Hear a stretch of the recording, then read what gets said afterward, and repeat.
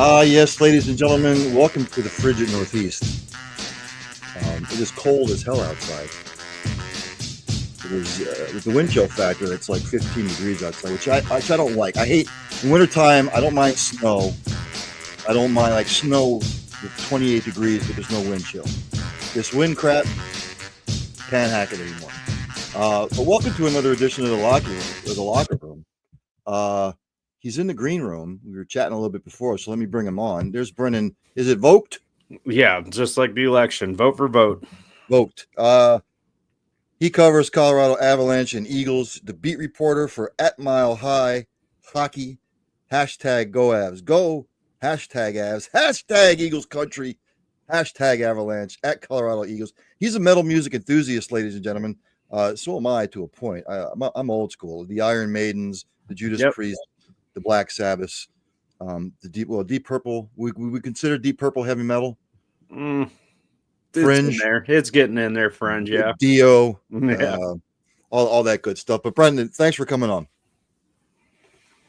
My pleasure. Let's just jump right into it here. Where do we stay? I mean, look, the Colorado the last 6-7 years is always going to be playoff worthy. But I'm looking over the statistics at the midway point of the season. They're up there in most of the major categories. The only thing that I kind of saw where they might not be up to par, the penalty kill percentage and the goaltending's been a little iffy. I mean, the penalty kill's been a little off, and the goaltending has been probably not what they're used to. Well, let's start with goaltending because it started off pretty darn bad. Good. Bad, yeah. That's just to put it in a nice way, with Georgiev just starting in a slump and then not recovering, and Annunen not even really helping there. I really had high hopes for Justus Annunen, but and I think most Avs fans did too. But given that Georgiev was on his last year of contract, you can see why the Avs got rid of him and wanted to get something for him. So, that was part of the reason they got the trade to San Jose, let him rot in San Jose. But Kovalenko, I think, definitely got the better end of the stick on that one. He's really getting some good ice time and getting some good offensive production there. But Mackenzie Blackwood, since the I posted it like last week, since he has joined the Avalanche, he has lost one game and has not allowed like more than 2 goals a game.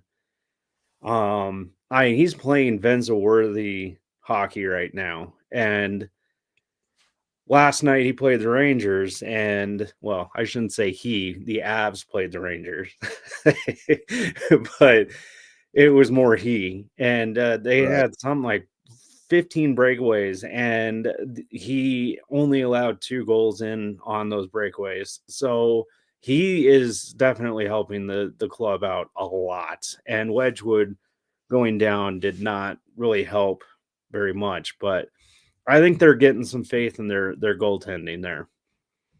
Because I'm looking at the stats right now. Mm-hmm. They are 17th in PK percentage. Good. I mean, that sort of has to improve if you think that they want to make a deep playoff run.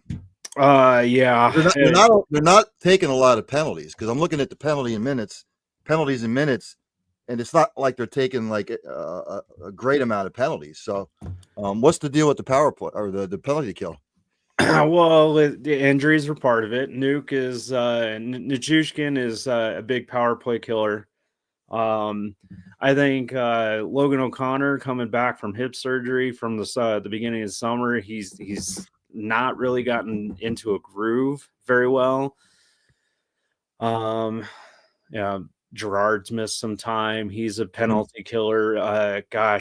Makar he's playing every single imaginable type of hockey you can.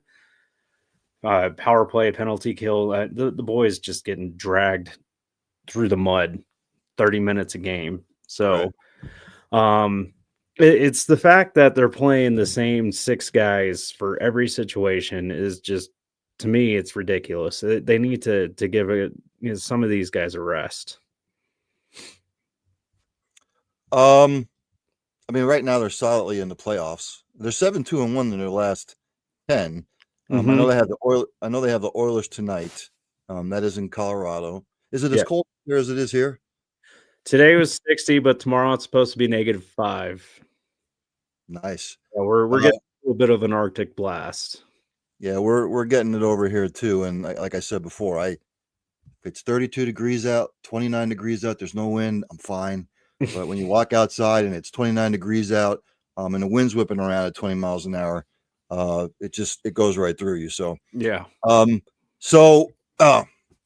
Let's talk about Rantanen. I've seen there were 3 potential suitors, but they've turned them down, all of them, because they still have a slight possibility that they want to sign him. So where does it stand? I mean, is he going to get traded, do you think, or do you think he's going to get signed?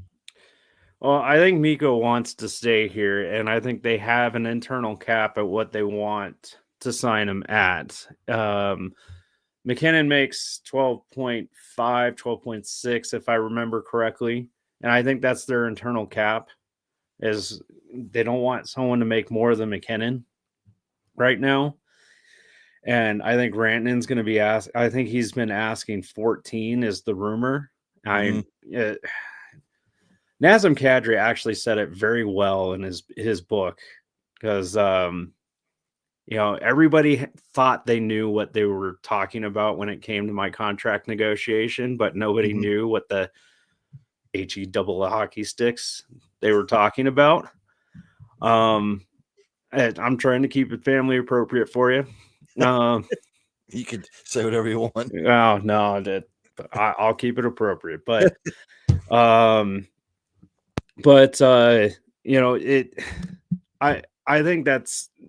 think it's a little bit of both when it comes to Rantanen. Everybody thinks they know what they're talking about, but not everybody knows what they're talking about.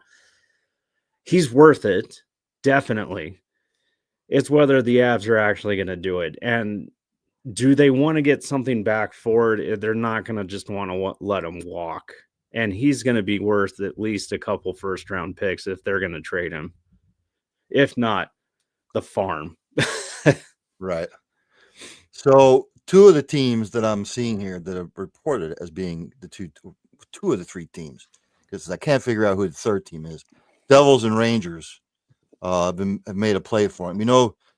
The Rangers are in an awful mess right now. Yeah. Coming off the year that they had last year. So, but I know, I'm just reading here that the Devils and the Rangers have made a major play for him, but the Avalanche have turned him down so far. Well, the Rangers are in a downfall because Shesterkin's got his money. He's just running to the bank now, but what happened? Yeah, he's set for how many ever years that I think it was 8, but I think the rumor started circulating with the Rangers because people saw that Chris Drury was in the box with Joe Sakic, and I think people need to realize it's like, wait, Chris Drury and Sakic were teammates for a year or 2 at least. So, these guys are buddies. They're not probably talking hockey. They're probably talking family. Right. But you yourself even said you forgot about that. So, yeah.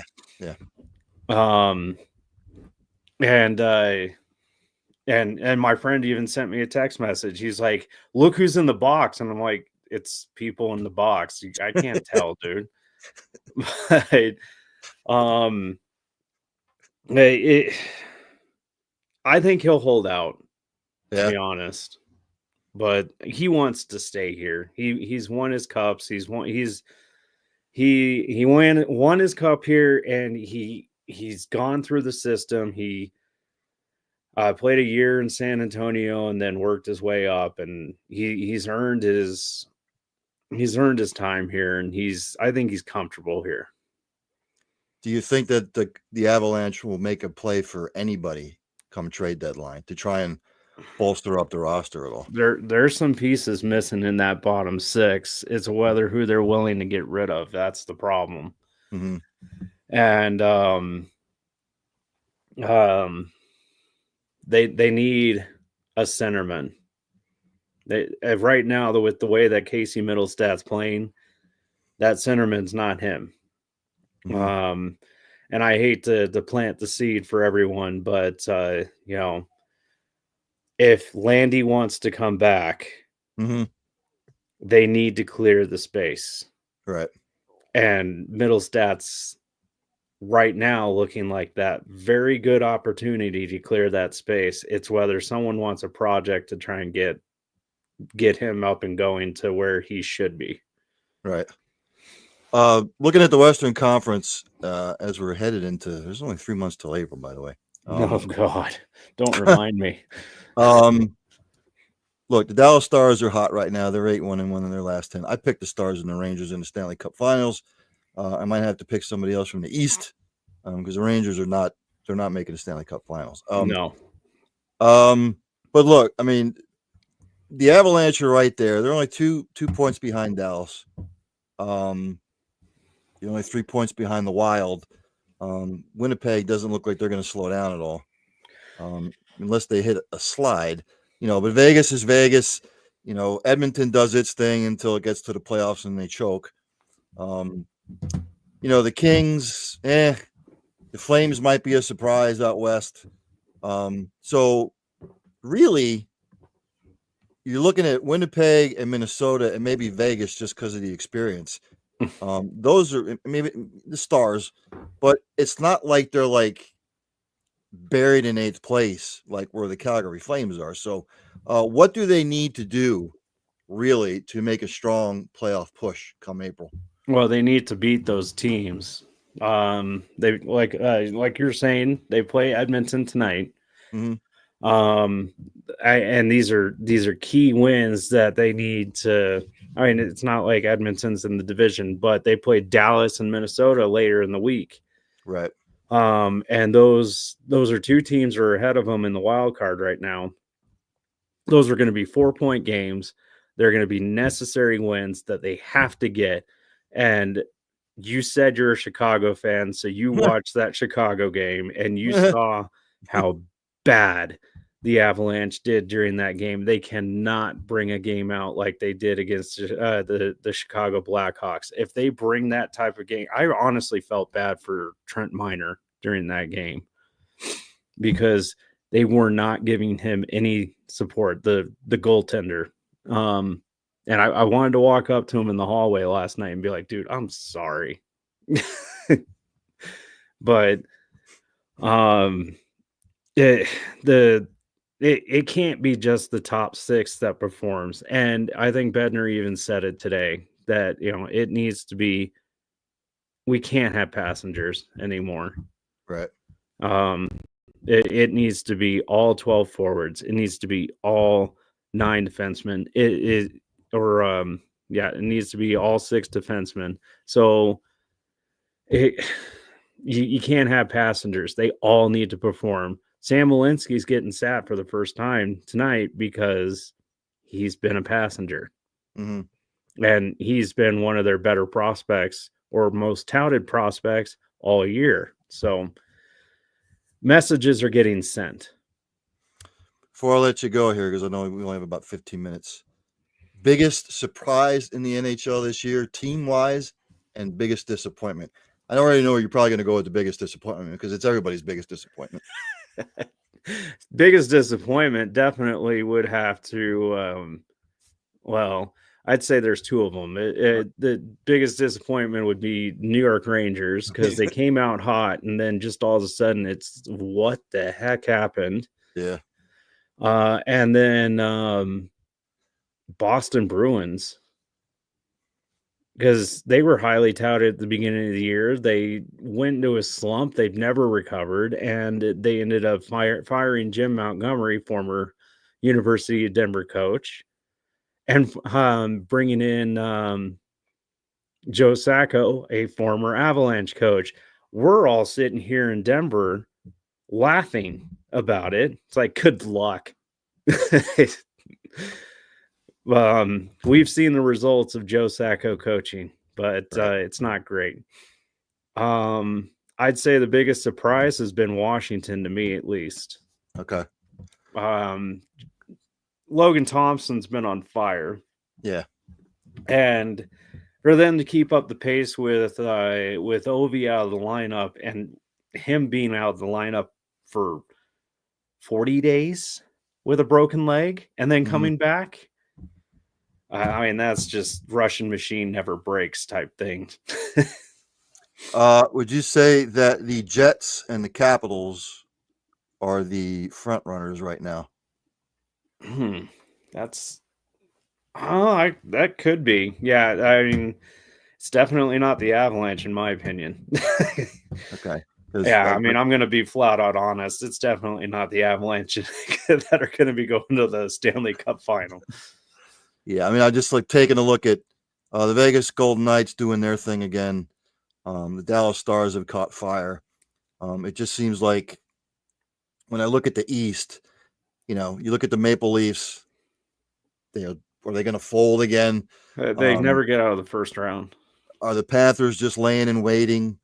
The Devils maybe like a feel good story this year. So, and the Hurricanes, you're always expecting the Hurricanes to like maybe turn a corner, but they always do this every year. They're second or third in their division. They win the division, they win the first 2 rounds, and then like in the conference championship, they have a brain cramp. Yeah, they just go flat. Yeah. So, Brendan, thanks for coming on. Yep. Once April rolls around, I will have you back on. We'll make our picks and stuff like that. So, again, tell the people out there where they can listen to you, where they can get a hold of you.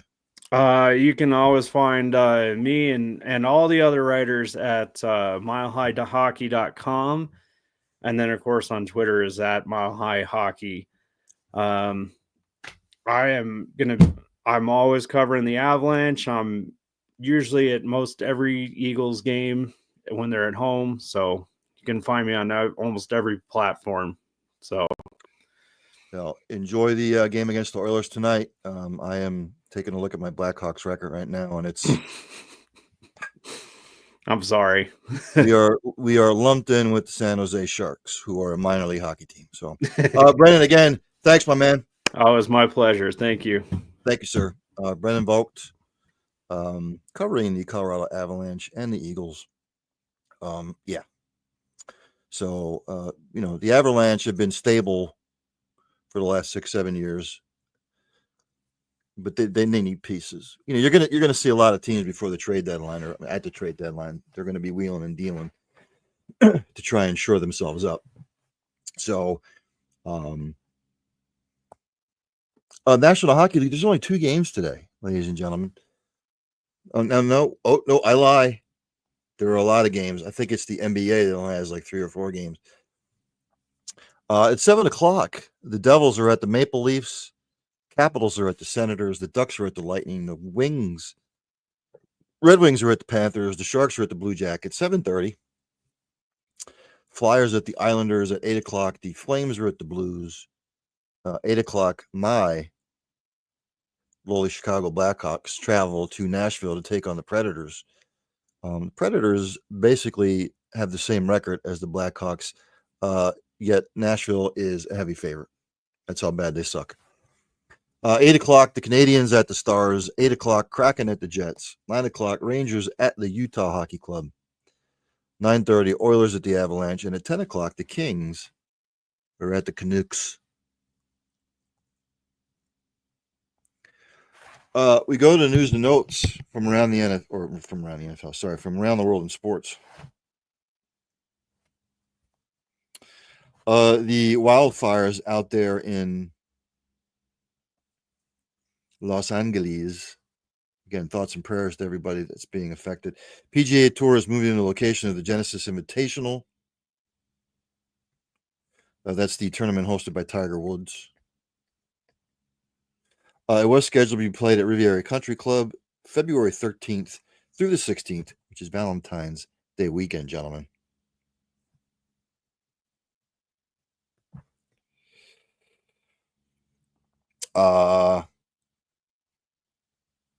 Doesn't say where yet. Potential considerations are La Quinta Country Club in La Quinta, the site of this week's American Express, and Torrey Pines in La Jolla, which will host next year's Farmers Insurance Open. College football, unfortunately, LSU freshman quarterback Colin Hurley found unresponsive after a car crash. Not good. He was unresponsive, but he was breathing.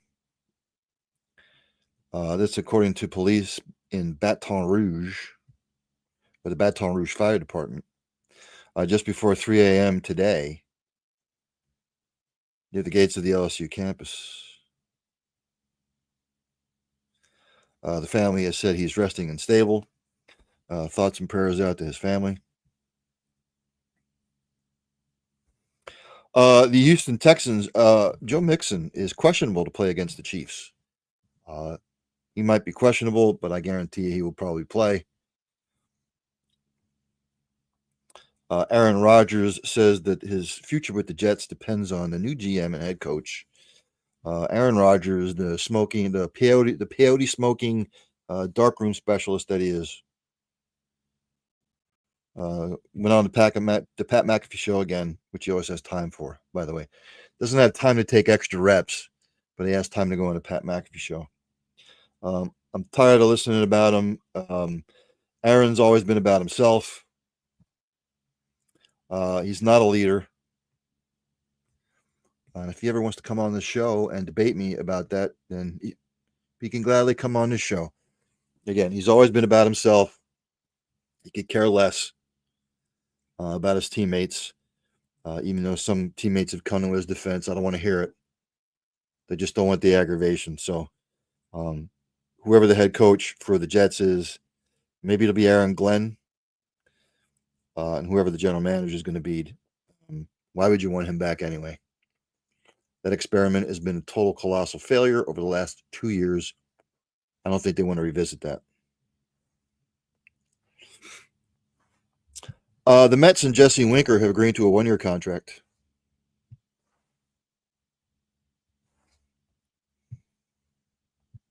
Doesn't say what the contract is worth. The deal is pending a physical, passing physical. But again, it does not say what the terms are.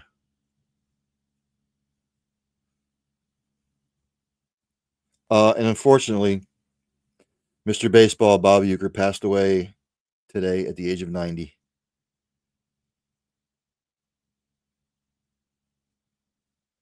He had been battling a stint with cancer, small cell lung cancer. Again, everybody will remember him from Major League, the Miller Lite commercials, just a down-to-earth guy who loved the Milwaukee Brewers. And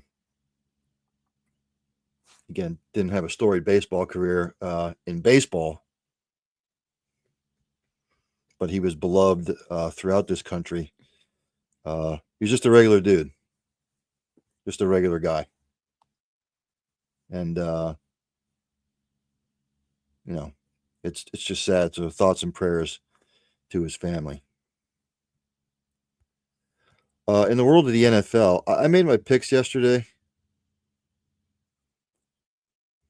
for the playoff games, but I really didn't break it down.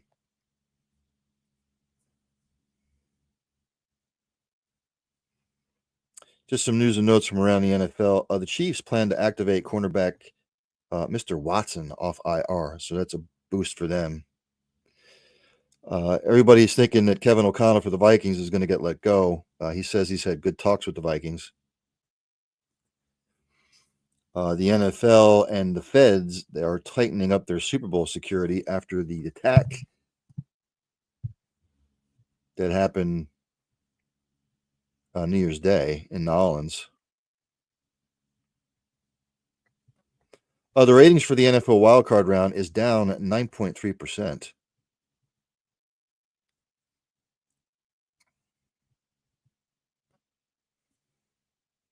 But let's, I'll break it down for you here.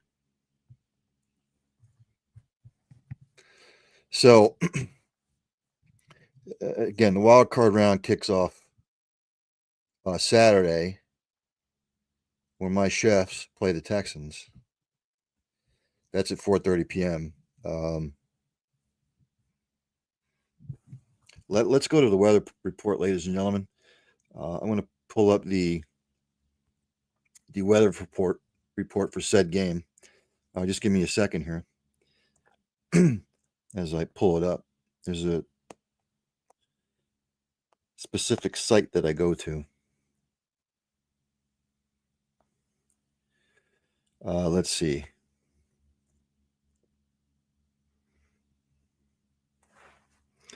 At kickoff for the Texans Chiefs, it'll be a balmy 22 degrees Fahrenheit. Winds will be 12 miles an hour out in the northwest. Look, when you look at this game, if Joe Mixon doesn't play, Houston's going to be in a world of hurt. But I fully expect him to play. And look, the Chiefs better be able to run the football. They have really not run the football well the last 6 weeks. I don't know if they've got something up their sleeve.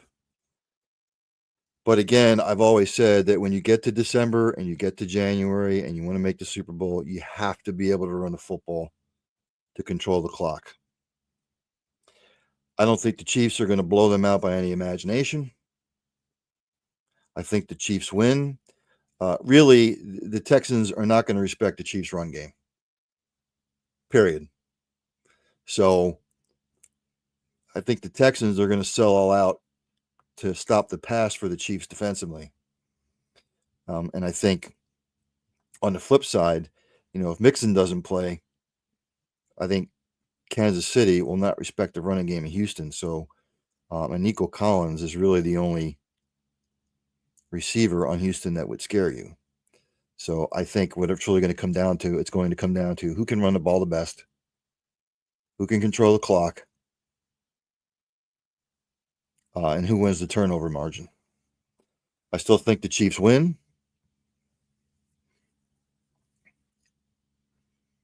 And again, do I think it's Chiefs are going to pull away? No. And then it's Saturday, obviously, Washington inside the Dome against Detroit.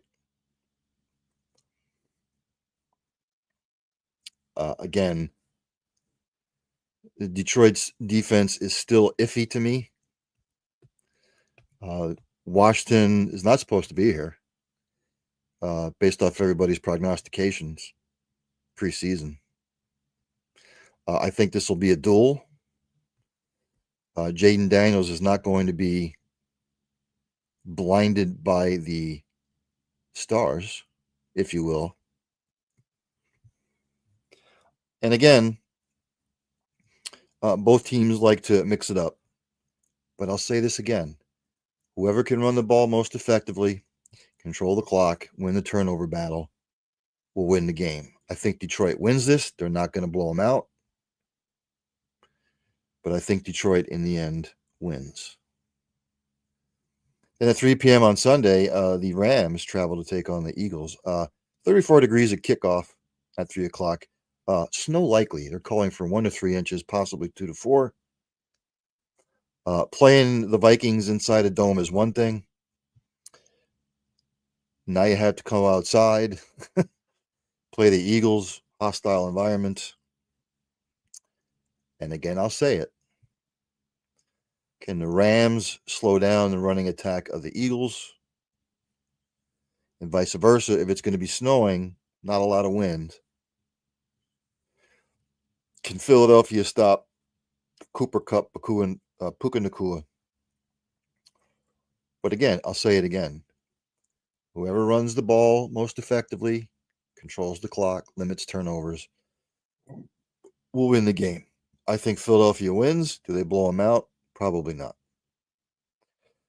And then it's Sunday night at 6:30 p.m., which is stupid. NFL, for the love of Christ, would you please on Sunday during the divisional round, 1 o'clock kickoff, 4:30 kickoff. Just don't deviate. You shouldn't be starting a divisional round playoff game at 6:30 on a Sunday night.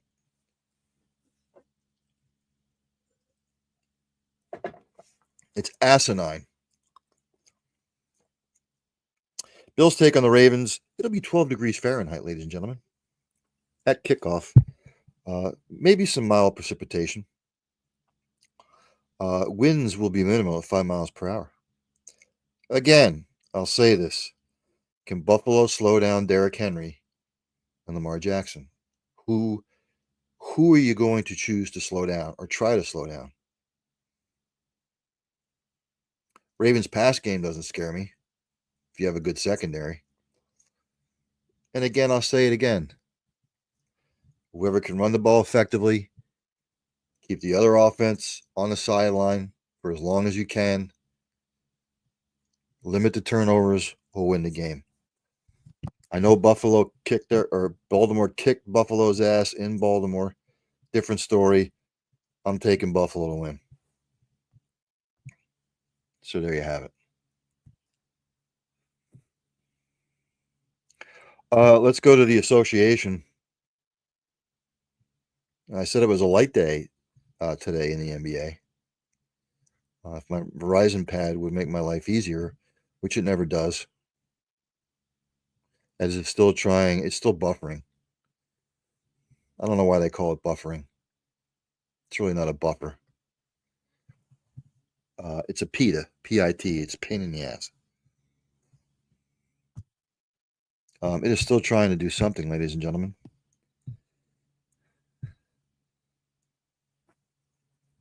Maybe it's due to the cold. Maybe that's what it is. At 7 o'clock, Indiana takes on Detroit. Phoenix takes on Washington. Cleveland takes on OKC, the game of the night. The Clippers take on Portland, and the Rockets are at the Kings. I went over the standings yesterday. I don't have to go over them again. Again, I gave you the NHL standings. Men's college basketball. Let's go to the C. Are there any top 25 teams playing tonight? Yes, there are. At 7 o'clock, 8-team Memphis is traveling to take on Temple. 7 o'clock, number 20 Michigan is at Minnesota. And at 11 p.m., number 16 Gonzaga is at Oregon State. Let's give the women some love. Top 25 in action tonight. Right now, in the second, number 3 Notre Dame is up on number 17 Georgia Tech, 33-22. At 7 p.m., number 2 South Carolina is at number 19 Alabama. At 7 o'clock, number 7 Texas is at Auburn. Also at 7, Missouri is at number 13 Oklahoma. At 7, Mississippi State is at number 15 Tennessee. 7 o'clock, Pitt is at number 21 NC State. At 7:30, Arizona travels to take on 11 Kansas State. 8 p.m., the number 14 North Carolina Tar Heels are at SMU. At 8 p.m., number 18 Cal is at number 16 Duke. And at 9 p.m., number 9 Ohio State is at Wisconsin.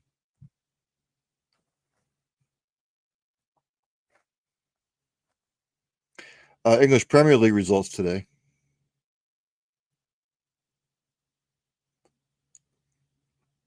As it's buffering. And it continues to buffer.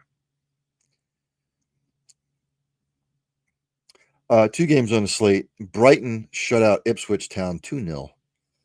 And Man United, with a late flurry, takes out Southampton 3-1.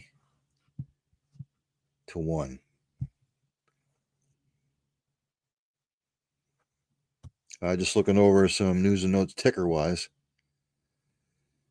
From the NFL, the Falcons have completed an interview with Lou Anarumo for the defensive coordinator job. The Jets have completed their interview with Texans offensive coordinator Bobby Slowick. Notre Dame defensive coordinator Al Golden, he is the front runner for the Bengals defensive coordinator vacancy.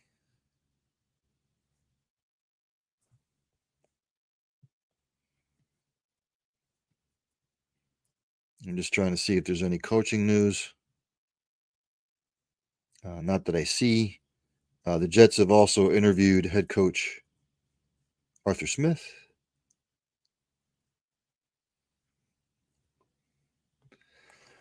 Ben Johnson and Robert Saleh are names to watch for the Jaguars head coaching job.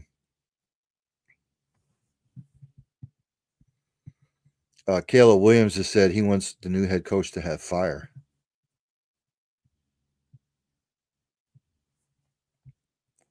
Okay.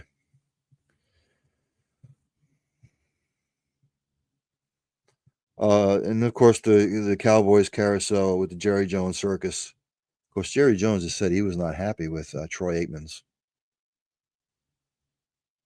comments Monday night about the state of the Cowboys. He said that boy needs to know his place.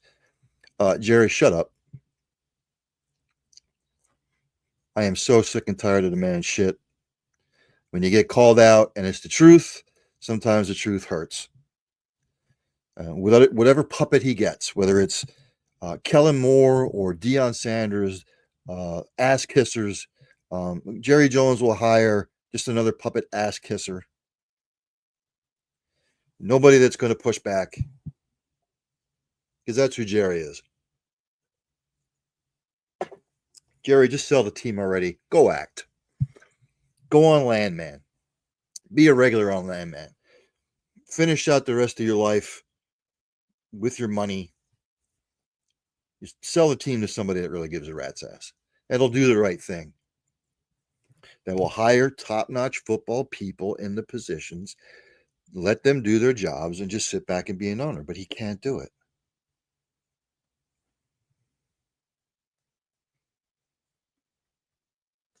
Supposedly, Deion Sanders said he would reportedly accept the Cowboys coaching job if offered. It's a disaster waiting to happen. I'm going to tell you that right now. He might bring flash.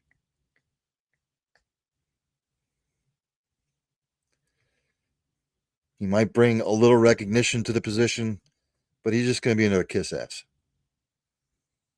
If you think he brings Deion in and Deion goes to Jerry and says, Jerry, you got to stay out of it. You have to let me do it my way. It's not going to work. Not going to happen. Period. Period.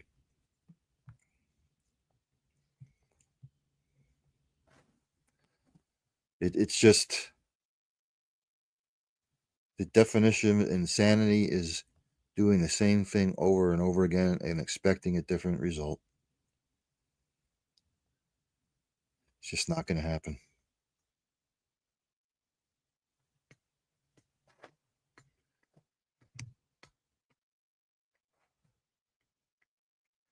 The contract status of Bill Belichick has raised more questions about his UNC NFL futures. Look, if you think Bill's just going to turn around and tell North Carolina to piss off, look, I don't think Bill likes the state of the NFL. He's not going to like the state of college football. That's for sure. Even though it's more tailored like an NFL organization now. I think he wants to be around youth. I don't think he wants to be around divas.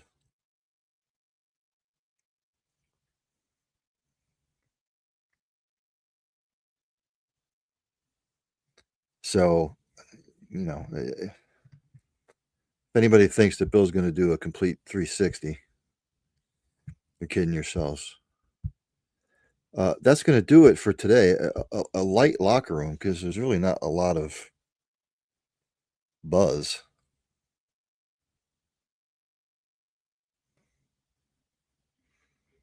Yeah, I'm just trying to look for some eye-popping news sports-wise. I don't see any. I will see everybody Sunday. Finally, Matt Miller will be on. I'm just trying to something popping up on my phone here. No. Sunday will be end zone to end zone. Matt Miller from ESPN will be on. Finally, hopefully, Fingers crossed. He's a busy man. I get it. Busy over there at ESPN with everything going on. So he is the NFL Draft Insider, NFL Draft Analyst. I will be picking his brain about all kinds of things. We'll get into the head coaching carousel, talk about players, who's going to go where potentially.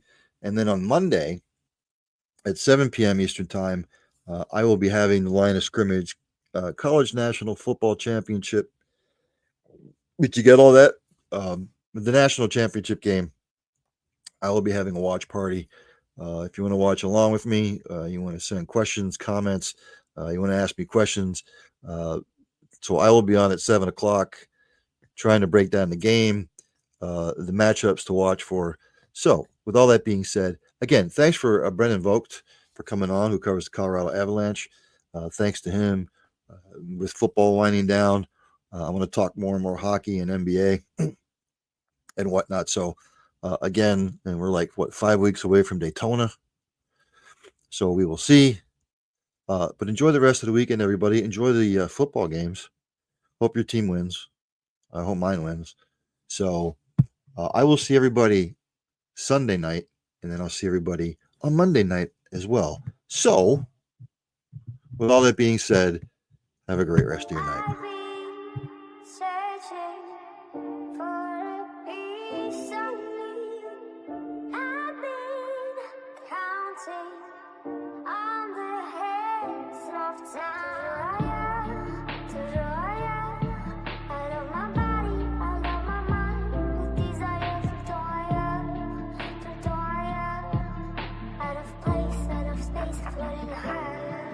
Feathers been calling, my enemies stalling, my people been balling, my team we been wildin'. Canada 100, we use basic tools. Strategies moving where we gotta move. There wasn't no option, no time on the clock, and no setting it back, and we gotta get profit. I'm standing on top of the glory, the road. We was just rebels, ain't do what was told. When they asked me how we leveled up, without us getting stuck, we just muscled up. This game's been no one got a